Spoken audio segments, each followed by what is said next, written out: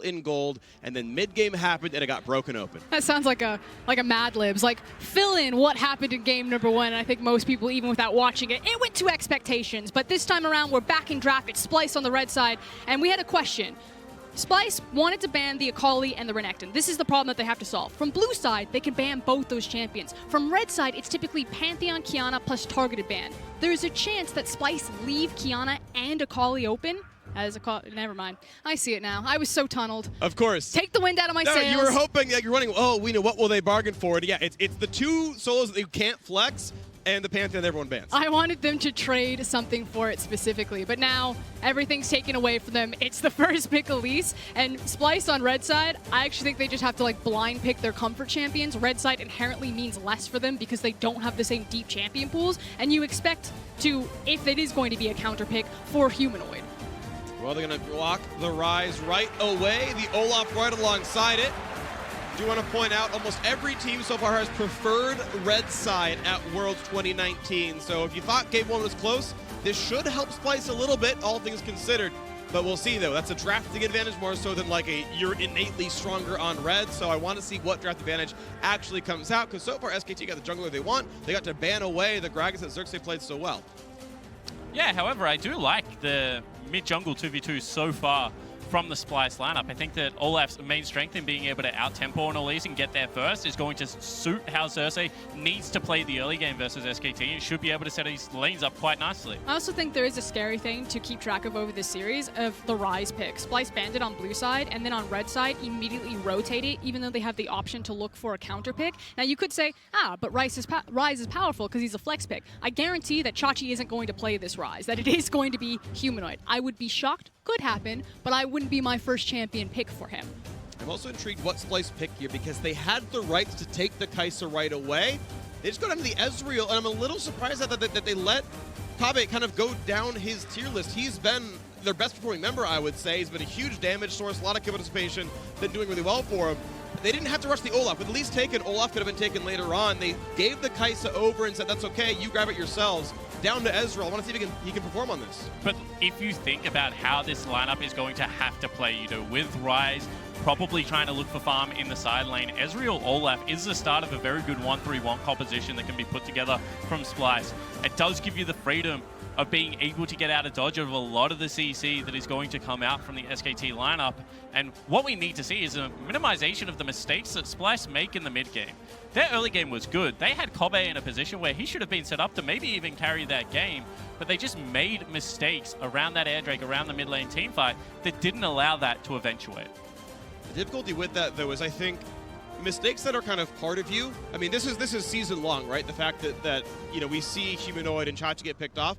I don't think you fix those kinds of mistakes between game 1 and game 2. Like, those are habits that are hard to break. I would love to see that shored up. I would love to see a closer series, though. Yeah, I think it needs to be band-aided. The thing that really scares me is the fact that, not that Kabe is a bad Ezreal player, because he's not, but Ezreal cannot carry to the same extent that a Xayah or a Kai'Sa can for Kabe and for this team. I look at this and I'm like, unless Humanoid is just popping off on this Rise, I almost think this is a wash of a draft at this point for Splyce. I don't see them as a strong Ezreal team unless Xerxes on Olaf is just popping off with Humanoid's Rise. Well, it would be a champion to be able to do it because he is 5-0 so far in 2019 with the pickup. It's certainly something that he's comfortable with. Ooh. And overall, I'm starting to like the feel of this Splyce comp. They do have the tools to be able to deal with it. And if SKT don't run a tank again, all of this damage will be very sticky. Pyke is gonna come through. Ezreal Pyke in the bottom lane. And SKT not certain that Rise is going mid either. They themselves banned LeBlanc, thinking maybe that's the last pick through here. Chachi plays it after all. Explain yourself. I don't know. I think it's divide and conquer. I was excited for the Yuumi hover. I'm like, the poke on that, the Ezreal Yuumi. I could see it. You poke them off of objectives. Norse Garen on Pyke. LEC supports are known for their Pikes. Norse Garen is not necessarily one of them, but that is a lot of potential for Splyce to, again, hit and run League of Legends. Find people out, execute them, and create chaos on the map. And Faker likely back on Tristana. 9-0-8 against Fnatic in their opening game of Worlds. Hard carry performance from Faker to start Worlds 2019. And Fiora comes in as well. And the team are not certain which matchup the Rise is in. They're saying it's okay. Both these look good. This is terrifying. I look at that SKT composition. It has wonderful bridging points. It is strong in the early game with the Elise. It is strong in the mid game with the Kai'Sa. It is strong in the late game with the Tristana and the Fiora. It overlaps so well. What if this is locked in? All right, Poppy's gonna come through. Poppy to the top lane. Poppy Fiora up top. Tristana versus Rise in the mid. And Ezreal Pyke down there. So here's the thing, in the LEC, when you have Ezreal Pyke, this is kind of the Fnatic special as well as G2. You have a safe laner who allows the Pyke to leave. This is really about blitzing in the mid lane, making sure that, as Spawn was saying, that Xerxes gets tempo control in the jungle with the Olaf, that they can then play pressure with Rise and then put the Pyke on top of it. This is about Norse, Garen, Humanoid, and Xerxes controlling this early game to get this going for Splice, and Kobbe being safe on his own with Ezreal. And that sounds great until you attribute Splice to that kind of playstyle, because they just upped the burden of execution on their comp so high. They had the safest 1-3-1. They were going to have a shutdown side of the map, a strong side of the map in the Rise to be able to play towards, and so much sticky poke damage. However, now they're going up against an SKT lineup that once again has so much damage in this mid game. After one item, they are just a juggernaut to be able to deal with. And then it only gets worse from there that they have the scaling options, and it's Faker on Tristana. This guy has been so hard to break. Perfect performance on his Lissandra. He was able to get out of so many plays. The Tristana, he has the same tools. It's going to be an exciting matchup here as SKT take on Splice in game 2 of this best of 5. Predictions are SKT clean sweep this one. Splice made him work for it the first one. Mid-game mistakes pulled them asunder. A new draft here. Maybe hard to execute, but an explosive one all the same. Rise is great. Gank setup. The Pyke can roam around the map. I want to see what Splice have in store for us. The pressure's off. Picking up a win is already a huge victory for them.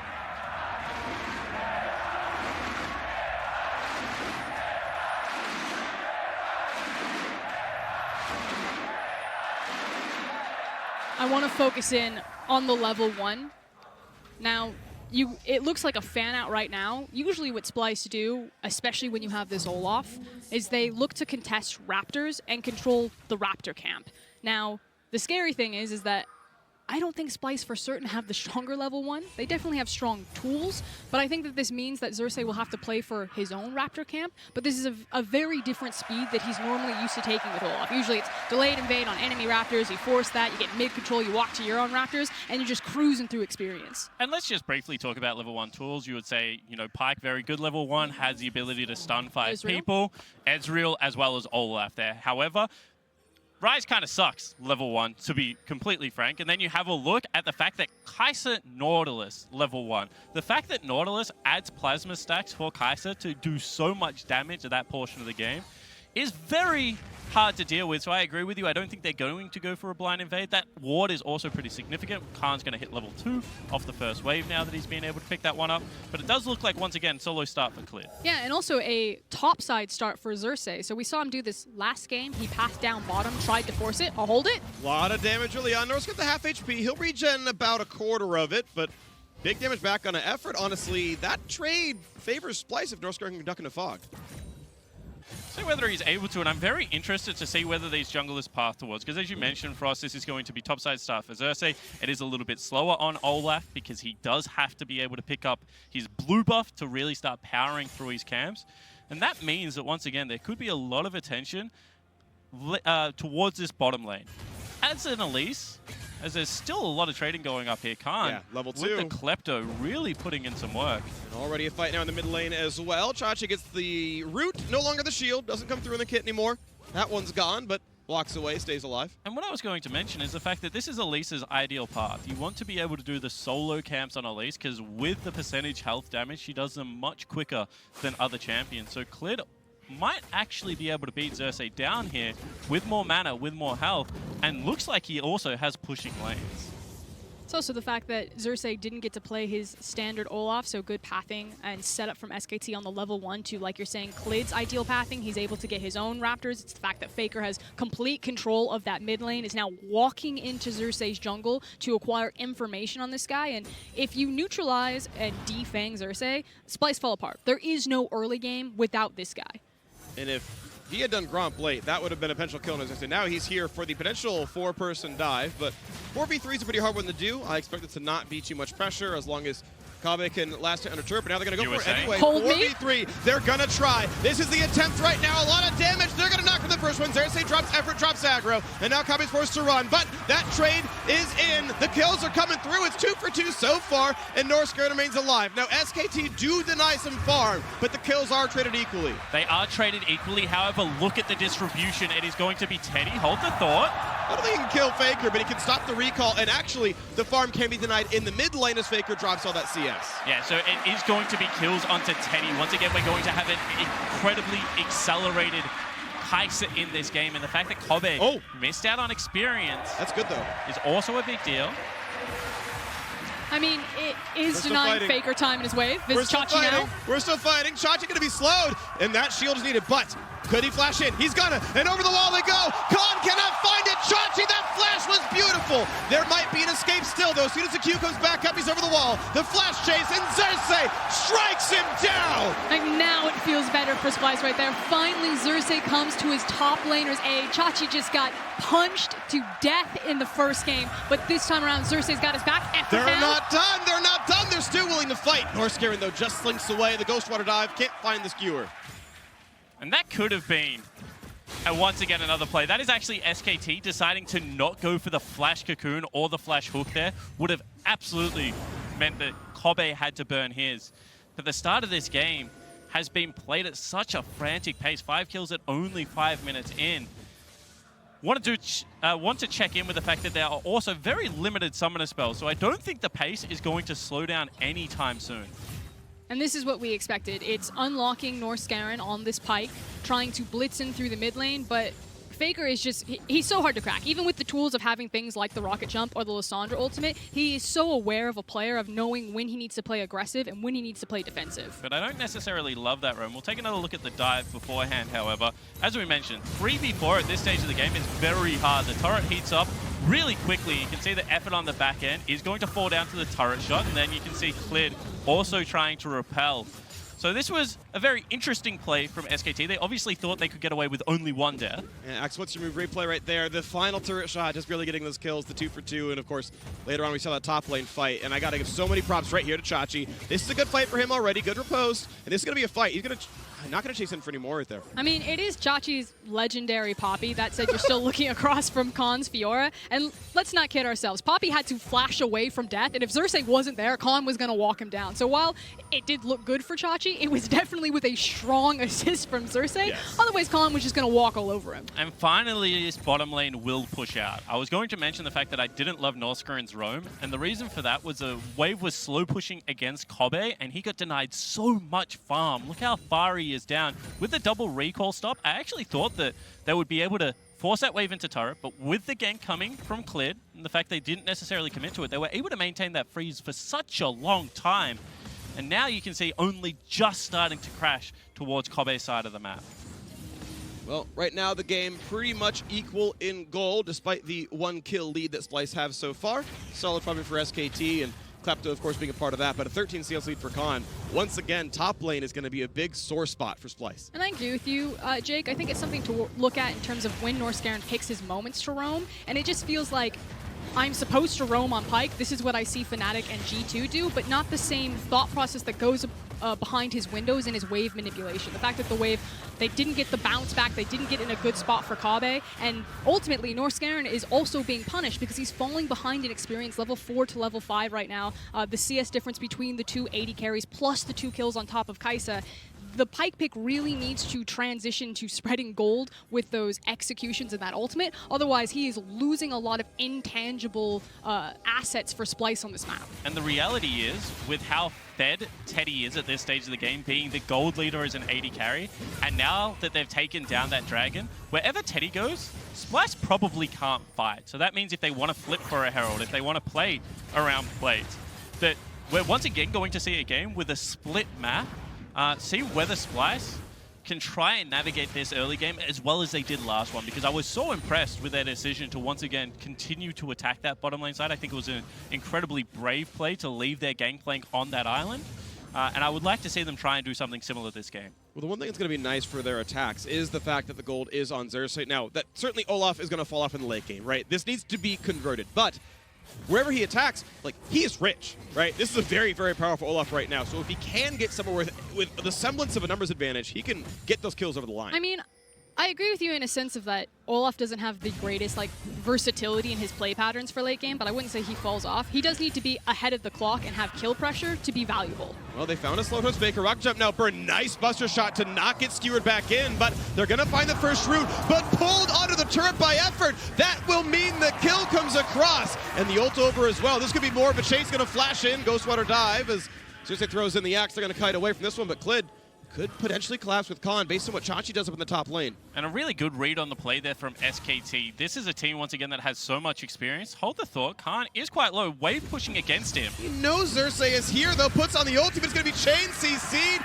Tries to get some health back. Does he have enough? One more hit would turn it on, and the last few autos might come through. The axe not going to land, and he's stunned under turret. You have to be kidding me. And this time around, it is the SKT jungler that gets there at the perfect time and is able to avoid disaster for Khan. Just styling on them right there. Chachi overreaches right into the waiting hands. And now here comes the TP.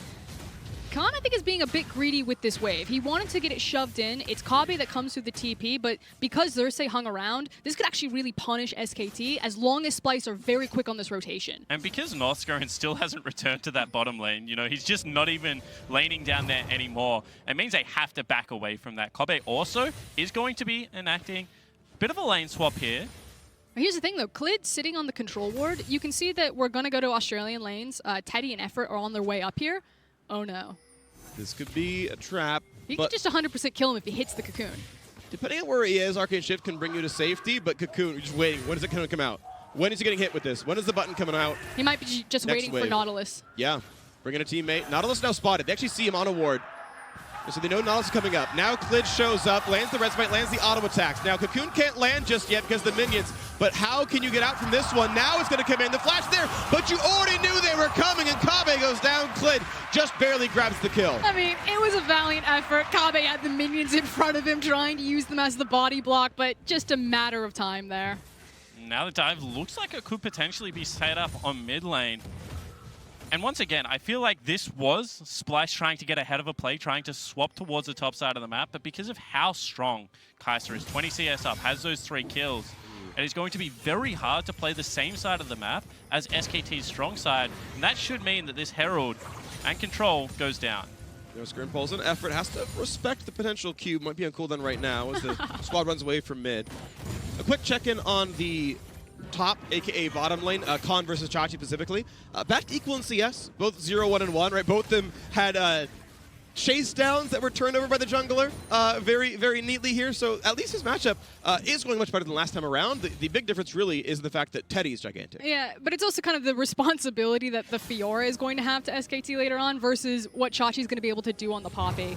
Being grouped up and forcing the 5v5, having that disengage for Chachi versus Khan, who, if he's in an even matchup, will eventually just eat this entire game if it comes to that for SKT. They'll always have that side lane win condition. And let's not forget that last game, Khan got the counter pick. He did the most damage in the game, had the highest gold, and was absolutely destroying Chachi. This time around, it was Chachi was the counter pick, and he's nearly died solo 3 times. Like, it hasn't happened, but Khan has been in the position to be able to win this lane with a blind pick Fiora running Klepto.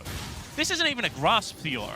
It's just one of the realities of the issues with Splice's active champion pool in this meta at this tournament. Chachi doesn't have the same carry champions that Khan is going to have.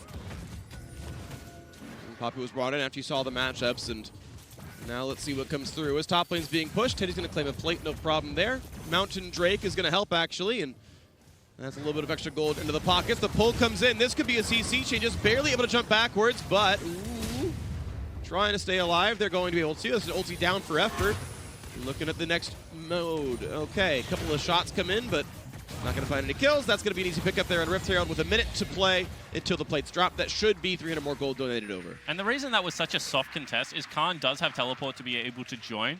Not the best team fighter, but would be a numbers mismatch. So despite the fact that they do burn themselves that ultimate off effort, they're not able to continue to chase into Fog of War. However, they do want to try and deny this top lane turret from going down, it looks like. So much gold only onto Teddy, too. That's now 2 kills in his back pocket, the completed Storm Razors, and he just got all of that Herald gold.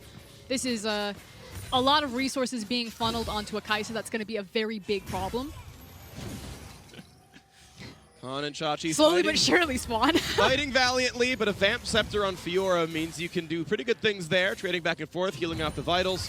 Chachi clears the wave, walks out. Farm again remains close to equal, but all the gold right now, the matchup advantages are specifically in Khan and Teddy on the SKT side. That is where the gold lead lies. 1,500 gold difference, and it's across those two.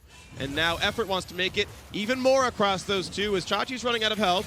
The ulti gonna be popped maybe. Nice push back. Effort not in range, and Xerxes not quite gonna land the axis either. And once again, it's the fact that Humanoid is cheating down into this lane that will be able to keep Chachi safe.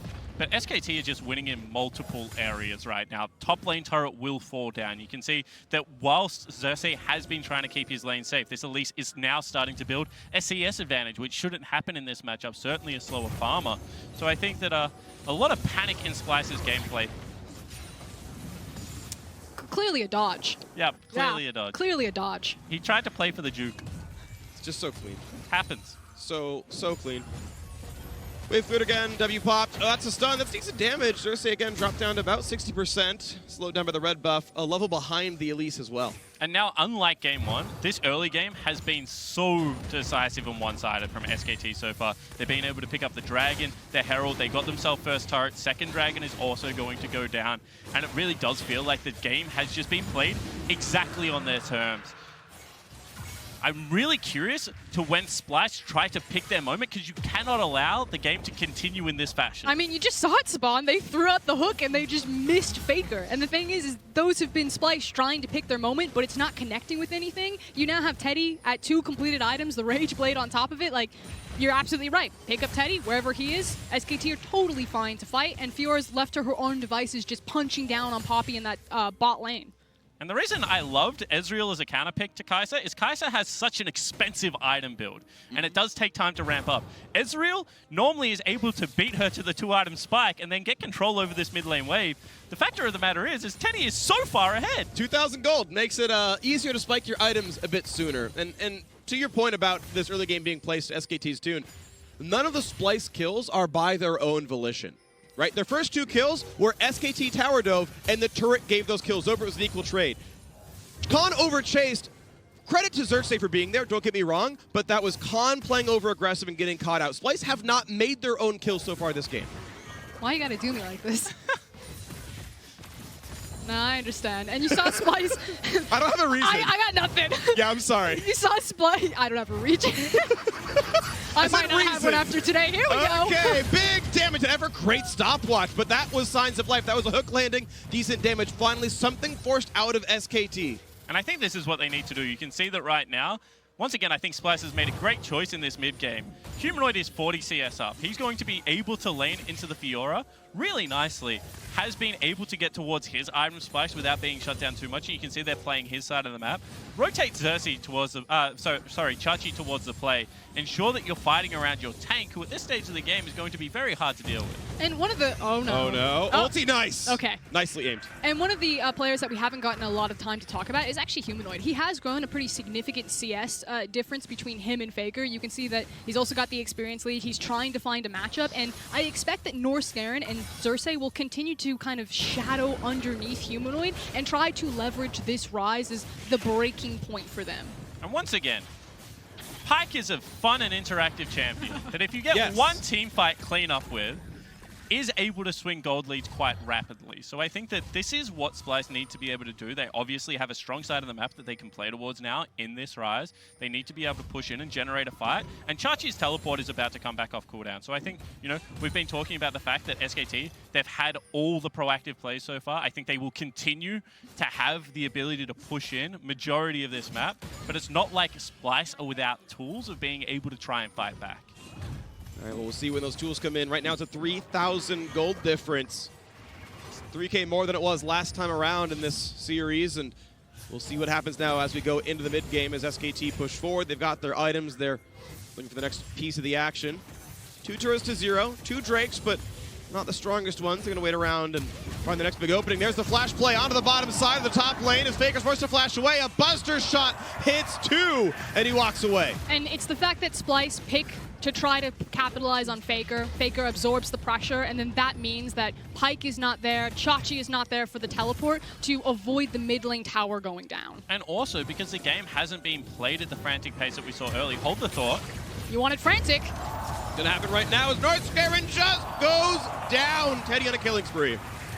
Round 2 comes in, the stun is on top, out goes Kabe. The re-engage could look pretty good, it's a shutdown. Xerxes finds his third, and the fight continues on an effect effort, but it's still SKT with more members. Chachi's trying to one, is nice, finds him in to jump to, but he's only gonna find some slows. The chase down will still happen. One more vital might be enough, and Khan is gonna find that kill, 8-4 in the scoreboard. And that is what a gold lead team fight looks like.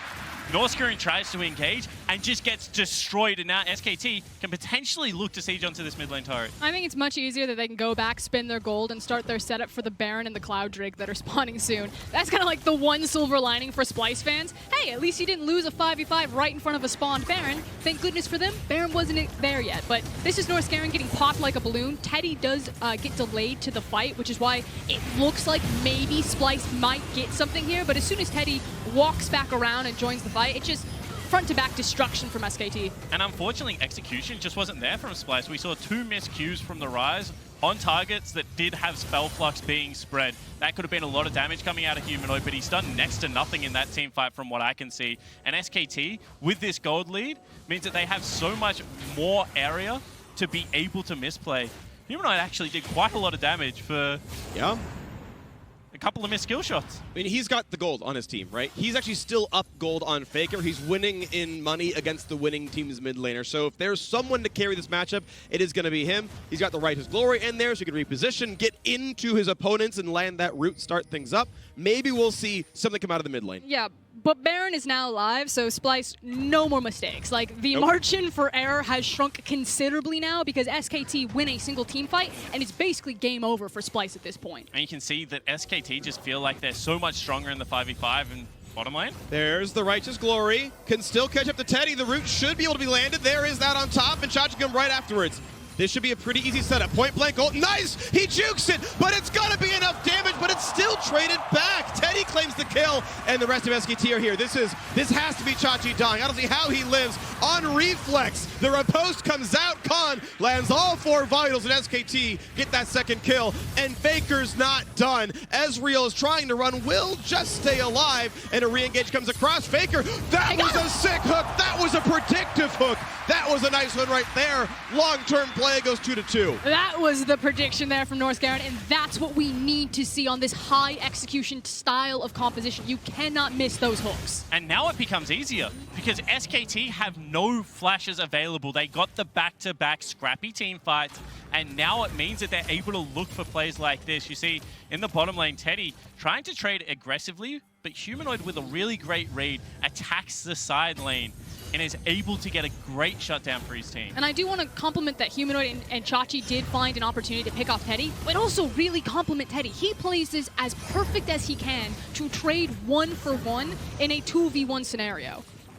I gotta give some thumbs down though. Humanoid takes 2 turret shots for essentially no reason in that fight, and that's even the reason he died.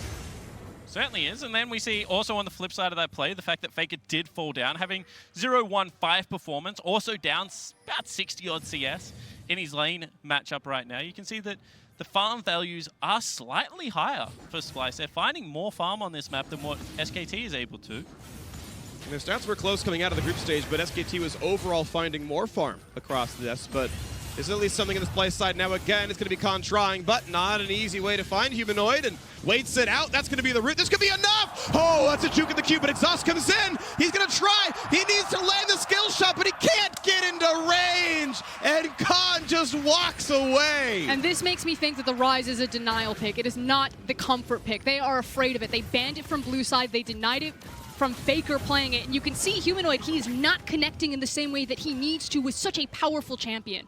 If that is Doinby, if that is Faker, that doesn't happen. I mean, that's also just experience. On the biggest stage with this crowd screaming, you saw their faces.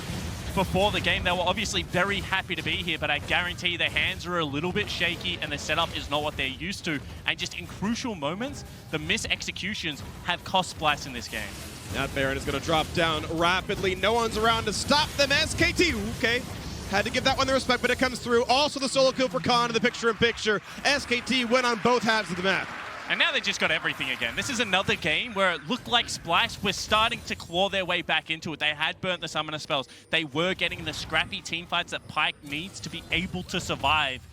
But unfortunately, they lose the bottom lane and they lose the Baron. And with 5 members alive now, SKT are just going to be able to march these waves into the base and start accumulating an even bigger gold lead. And there's not traditional wave clear, especially when Humanoid is dead on that Rise. So these towers will fall over, but I've got some good news. Faker is now at 99 international wins. Do you know what that means? That means this one probably is going to be number 100. 99. Yeah, I agree. Splice going to come back. I'm sorry, I'm trolling you. You are trolling me. But there's a reason that we call him the greatest of all time. Hook will miss. This is a guy that has been able to reinvent himself so many times across League of Legends. First known for his brilliant assassin play, then relegated towards tanks, has even spent time on the bench, but the fact that now Faker is back at another World Championship and looking to contest for a crown. They're going to look for this kill. He's going to want to riposte, but he can't. Now he's going to try to run away. And he's able to, but he's still rooted in place. He's got the team coming across and just walks away. Got him. Nailed it. Oh, round 2. Chachi, gonna look at Faker, but he's kind of squishy, all things considered. The whole team ready to fight him.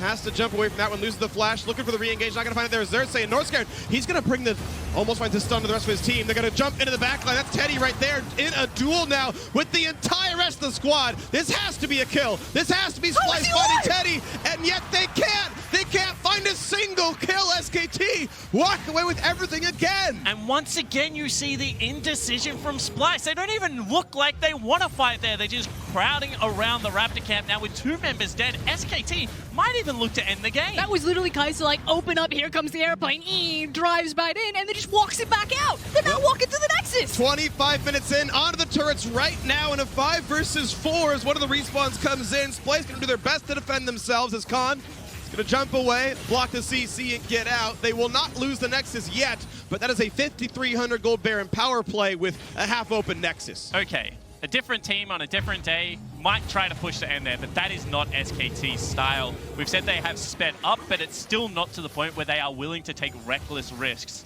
Once again, with the amount of shutdowns available right now, they do not want to give that back over to the opponent. I respect the decision to back away. They've still got a minute left of this Baron, see whether they can get anything else done with it, because they are so... That's a Medjai's built up on a Kai'Sa, by the way. The respect you were talking about, yes? Yeah, all the respect. But this is what I meant. It didn't even look like Splice in that choke point really wanted to commit. They didn't have Chachi up the front with Xerxes fishing for those kinds of engagements. It wasn't until, you know, Teddy flew into the back line and tried to donate some gold over to Splice before they were really sucking into it. Big confidence play coming out of Teddy right there. He's like, I've got the stopwatch. I think I can outplay these kids. Was it wrong? Wasn't wrong.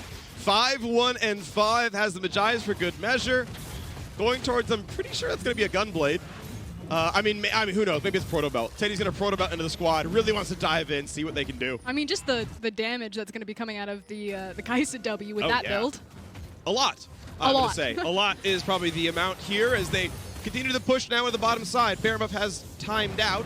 The minions mostly gone. Faker pulled in, but yeah, on reflex, buffers the rocket jump, gets the cast animation in before the hook lands, and now towards the back line, they're going to find a couple of stuns. That means the dive can come in. Xerxes, he's trying to run away. One auto would kill him. Here comes Just Chachi. barely going to live. Clint is knocked down. Humanoid Teddy once again right in front of the squad, and the Zonias comes out. He's going to stay alive, but the kills just keep coming through, and no one is left to defend. Khan will die, but that's going to be it. SKT an ace for a death. The minions already on the Nexus, and even faster than in game 1. SKT gonna clap down on Splice, a 2-0 lead, and 1 more to go until they reach that semifinals. An absolute slaughter for SKT towards the end of that game. In back-to-back team fights, Splice can find nothing. And you can just see how confident this lineup is. That was the longest flank of all time coming through from Chachi, but they just kept running forward. The Hail Mary of flanks, if you will. Just marching after SKT. I appreciate the effort. I appreciate the attempts. There were some glimmers in that game from Splice. Overall, though, this game is what I think so many people expected this series to look like. SKT and